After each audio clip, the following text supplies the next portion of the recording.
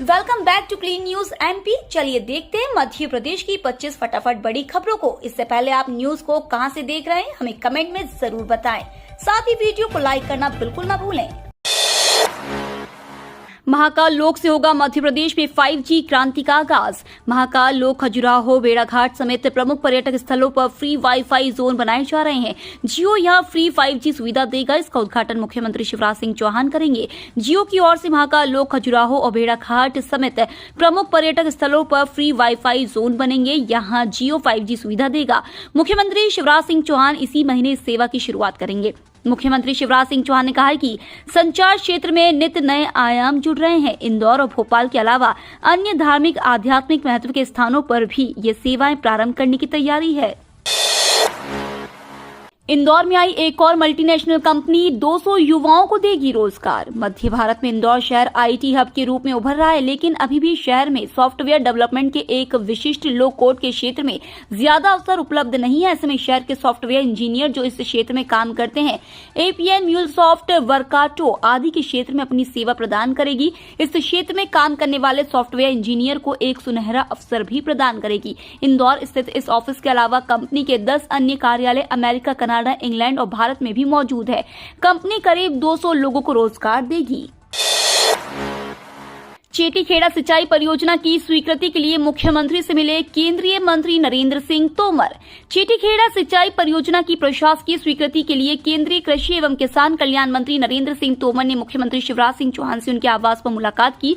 इस दौरान उन्होंने मुख्यमंत्री को बताया कि इसके शुरू होने से श्योपुर जिले की विजयपुर व मुरैना की सबलगढ़ विधानसभा क्षेत्र के 58 गांवों की 15,300 हेक्टेयर भूमि में सिंचाई सुविधा, भू जल स्तर में सुधार और अन्य लाभ होंगे। तोमर ने बताया कि परियोजना का क्रियान्वयन होने पर क्षेत्र में सिंचाई एवं पेयजल की समस्या का निदान होने के साथ ही विकास का मार्ग प्रशस्त होगा। इस परियोजना के लिए क्षेत्र की जनता की ओर से लगातार मांग की जा रही है। इससे क्षेत्र में भूजल स्तर में भी सुधार होगा। भोपाल के ट्रेन यात्रियों की परेशानी बढ़ेगी। कल से 43 ट्रेन हुई रद्द।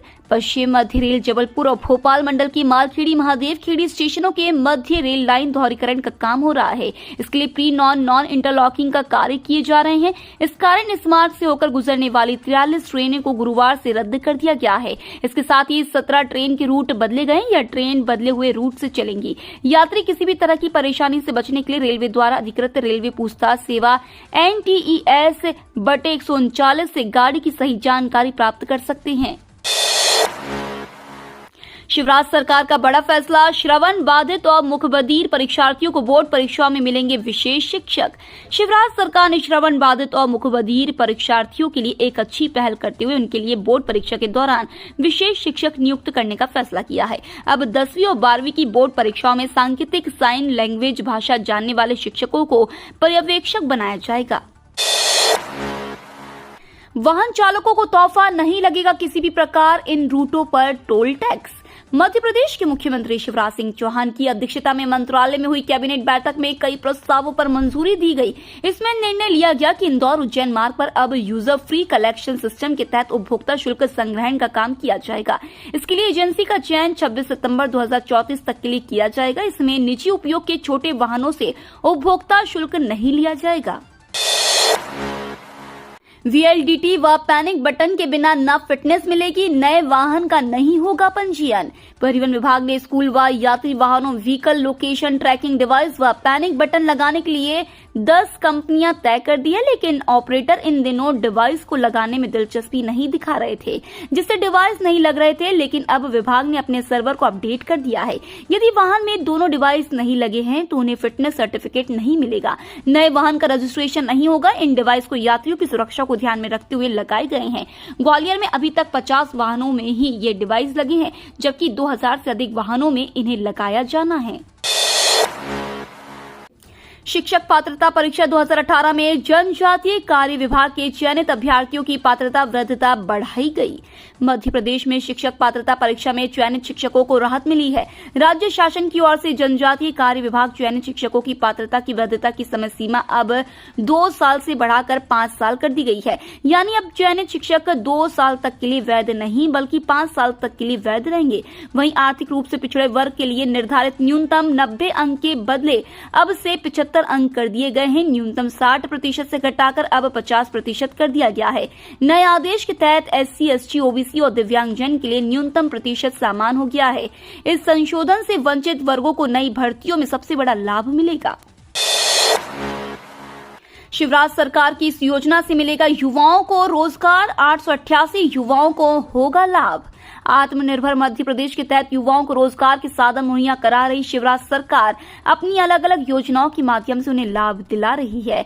इसी क्रम में शिवराज सरकार की एक और योजना मुख्यमंत्री युवा अनुदूत योजना सामने आई है, जिसके माध्यम से युवाओं को आत्मनिर्भर बनने का मौका मिलेगा। सागर में खाद की भारी किल्लत, दिन भर कतार में खड़े रहे फिर भी खाली हाथ। खाद की कमी के कारण बोवनी से किसान पिछड़ रहा है, लेकिन प्रशासनिक व्यवस्थाएं ऐसी है कि किसानों को राहत नहीं दे पा रही है।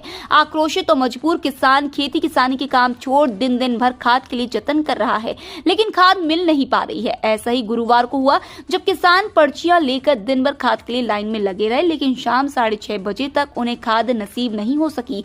तब आक्रोशित किसानों ने जाम लगा दिया। रीवा जिले में एक्शन मोड में RTO दस्तावेज नहीं मिलने पर 9 एम्बुलेंस वाहनों पर हुई चालानी कार्रवाई।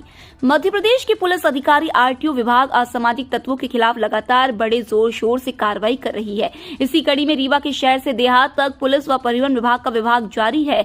बता दें कि कलेक्टर मनोज पुष्प ने SGMH कैंपस में बाहर खड़ी एम्बुलेंस की जांच की गई। दरअसल कलेक्टर को लगातार चालकों से मनमानी करने की शिकायत मिल रही थी, जिस पर त्वरित कार्रवाई करते हुए कलेक्टर मनोज पुष्प के निर्देश पर RTO मनीष त्रिपाठी ने एम्बुलेंस के सारे दस्तावेजों की जांच की, जिसके बाद मामले में 9 एम्बुलेंस गाड़ियों पर चालानी कार्रवाई की गई। भारत की GDP में मध्य प्रदेश 2026 तक देगा $550 बिलियन का योगदान। भारत की अर्थव्यवस्था में मध्य प्रदेश का योगदान 2026 तक $550 बिलियन तक पहुंच जाएगा, क्योंकि तब तक देश के $5 ट्रिलियन की अर्थव्यवस्था बनने की उम्मीद है। यह बात मुख्यमंत्री शिवराज सिंह चौहान ने मुंबई में उद्योगपतियों से चर्चा के दौरान कही। NHAI ने की प्लानिंग, कई फ्लाईओवर सहित 8 लेन का होगा निर्माण।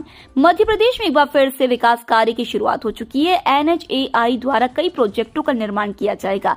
रत्नागिरी से लेकर आसाराम तिराहा तक 20 किलोमीटर लंबे 4 लेन अयोध्या बाईपास को 8 लेन किए जाने की तैयारी भी की गई है। इसके अलावा गोपालपुरा फ्लाईओवर तैयार किए जाने की भी तैयारी शुरू हो चुकी है, जबकि अकेले अयोध्या बाईपास पर 5 फ्लाईओवर तैयार किए जाने हैं। अलग अलग गतिविधियों में उत्कृष्ट प्रदर्शन कर रहे कैडेट्स गणतंत्र दिवस परेड के लिए चुने जाएंगे। एनसीसी के ग्रुप हेडक्वार्टर जबलपुर के अंतर्गत 4 MP CTR NCC का विशेष शिविर आयोजित किया गया। इस दौरान कैंप में PT, drill, optical, map reading जैसी विभिन्न गतिविधियों का कैडेटों द्वारा प्रदर्शन किया गया। Adm officer lieutenant colonel Rajesh Rawat ने बताया कि इस कैंप में जबलपुर संभाग के विभिन्न जिलों के 411 कनिष्ठ एवं वरिष्ठ संकाय के बॉयज एंड गर्ल्स कैडेट सम्मिलित हो रहे हैं। इस 8 दिवसीय कैंप के माध्यम से ही गणतंत्र दिवस में भाग लेने वाले कैडेटों का चयन किया जाएगा। ये कैडेट दिल्ली में आयोजित परेड में भाग लेंगे। चयनित कैडेटों को विशेष रूप से परेड का प्रशिक्षण दिया जा रहा है। MP में फिर शुरू हुई मंत्रिमंडल विस्तार की चर्चा। मध्य प्रदेश में आगामी 2023 के विधानसभा चुनाव को लेकर भाजपा तैयारियों में जुट गई है। इन तैयारियों के बीच मुख्यमंत्री ने अपने सभी मंत्रियों को CM हाउस पर बुलाया। इस दौरान उन्होंने सभी मंत्रियों के साथ चर्चा की। कयास लगाया जा रहा है कि इस चर्चा में मंत्रिमंडल विस्तार की बात भी शामिल है। दरअसल शिवराज सरकार में 4 मंत्रियों के पद खाली हैं और ऐसे में संभावना जताई जा रही है कि 2023 के विधानसभा चुनाव से पहले CM शिवराज अपनी टीम का विस्तार भी कर सकते हैं। वर्तमान समय में प्रदेश में CM शिवराज सहित कैबिनेट में 31 मंत्री है, जबकि प्रदेश में कुल मंत्रियों की संख्या 35 हो सकती है।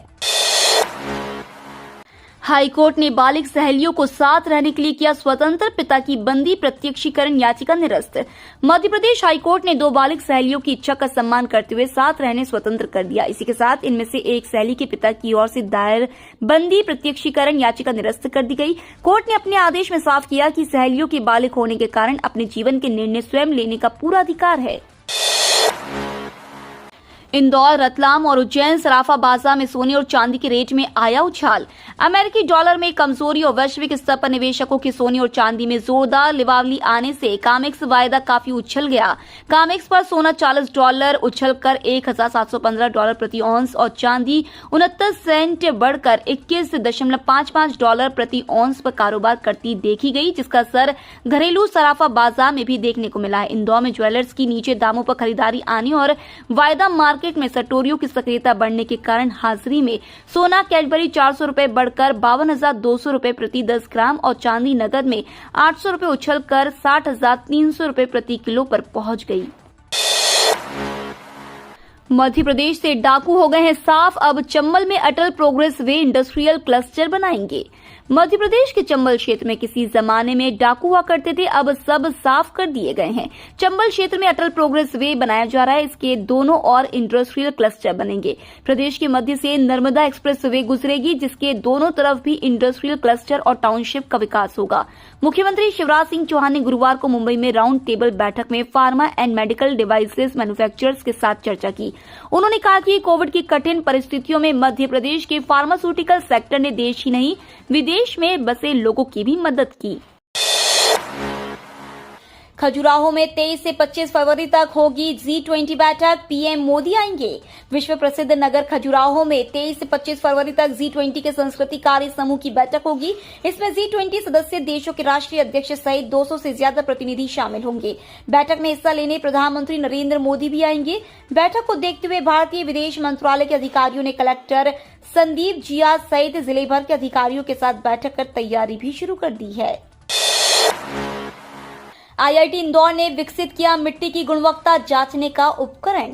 फसलों के अच्छे उत्पादन के लिए मिट्टी की गुणवत्ता बेहतर होनी जरूरी है। कई किसान मिट्टी की गुणवत्ता जांचे बगैर फसल उगाते हैं, इस कारण कम उत्पादन हो पाता है या फसलों में कई तरह की बीमारियां लग जाती है। इससे अनाज का सेवन करने वाले को भी दिक्कत हो सकती है। इस परेशानी को दूर करने के लिए भारतीय प्रौद्योगिकी संस्थान इंदौर ने मिट्टी के अवगुण बताने वाला उपकरण तैयार किया है। सेंसर आधारित यह उपकरण हैंड हेल्ड है। इसका उपयोग किसान आसानी से कर सकते हैं। बैंक लॉकर से जुड़े नियमों में बड़ा बदलाव। आरबीआई की तरफ से जारी नोटिफिकेशन के अनुसार बैंक में लॉकर लेने वाले ग्राहकों की शिकायत पर केंद्र की तरफ से नियमों में बदलाव किया गया है। अक्सर ग्राहक बैंक लॉकर्स में चोरी की शिकायतें करते रहते हैं। लंबी मशक्कत के बाद भी ऐसे ग्राहकों को चोरी गए सामान का कोई संतोषजनक हल नहीं मिलता, लेकिन अब लॉकर में रखे सामान के साथ किसी भी प्रकार की अनहोनी होने पर संबंधित बैंक ग्राहकों को लॉकर किराए का 100 गुने तक का मुआवजा देगा। कर्मचारियों को आयकर में मिलेगी छूट। एनपीएस पेंशन योजना, सार्वजनिक भविष्य निधि, कर्मचारी भविष्य निधि, सुकन्या समृद्धि योजना आदि की तरह ही सरकारी योजना है। इसमें कोई भी इन्वेस्टर मैच्योरिटी अमाउंट का सही इस्तेमाल कर अपनी मासिक पेंशन राशि को ज्यादा बढ़ा भी सकता है। एनपीएस के जरिए आप सालाना 2 लाख रुपए तक का टैक्स बचा सकते हैं। इनकम टैक्स के सेक्शन 80C के तहत आप अधिकतम 1,05,000 रुपए तक टैक्स बचा सकते हैं। अगर आप एनपीएस में निवेश करते हैं तो आपको 50,000 रुपए तक का अतिरिक्त टैक्स छूट मिलेगा। नए साल में भोपाल को मिलेगी नए घरेलू कार्गो टर्मिनल की सौगात। भोपाल से यात्रियों की संख्या के साथ भविष्य में माल की आवक जावक बढ़ने की संभावना को देखते हुए एयरपोर्ट अथॉरिटी नया घरेलू कार्गो टर्मिनल बना रही है। वर्ष 2023 की शुरुआत के साथ ही इसका लोकार्पण करने का प्रस्ताव है। करीब 4 एकड़ क्षेत्र में बन रहे टर्मिनल के निर्माण पर अथॉरिटी 8 करोड़ रुपए खर्च कर रही है। 4 साल पहले अथॉरिटी ने भोपाल में कार्गो टर्मिनल की स्थापना की थी। पुराने एयरपोर्ट टर्मिनल के एक हिस्से को ही कार्गो टर्मिनल का रूप दिया गया था। इसकी वार्षिक क्षमता मात्र 3,000 मैट्रिक टन की है। सरकार ने बदल दिया आधार से जुड़े नियम, हर 10 साल में करना होगा ये काम। केंद्र सरकार ने आधार नियम में संशोधन किए। इसके तहत आधार संख्या प्राप्त करने से 10 साल पूरा होने के बाद कम से कम एक बार संबंधित दस्तावेज को अपडेट कराना जरूरी होगा। इलेक्ट्रॉनिक्स और सूचना प्रौद्योगिकी मंत्रालय द्वारा जारी गजट पत्र में प्रकाशित नोटिफिकेशन के मुताबिक आधार अपडेट होने से केंद्रीय पहचान डाटा भंडार में संबंधित जानकारी की निरंतर आधार पर सटीकता सुनिश्चित होगी। इंदौर में ठंड के सीजन में 20 डिग्री से अधिक पहुंचा रात का पारा। इंदौर में सुबह हवा का रुख उत्तर पूर्वी रहा। इसके असर से सुबह हल्की ठंड का एहसास हुआ। सुबह दृश्यता भी 3000 मीटर तक दर्ज की गई। वहीं न्यूनतम तापमान सामान्य से 5 डिग्री अधिक 20.1 डिग्री सेल्सियस रहा। इस सीजन में पहली बार रात का पारा 20 डिग्री से अधिक रहा। मौसम वैज्ञानिकों के मुताबिक आज शुक्रवार को भी तापमान में बढ़ोतरी जारी रहेगी। ये तो थी आज की 25 फटाफट बड़ी खबरें। अगर आपको न्यूज पसंद आई हो तो चैनल को सब्सक्राइब करना ना भूले। धन्यवाद।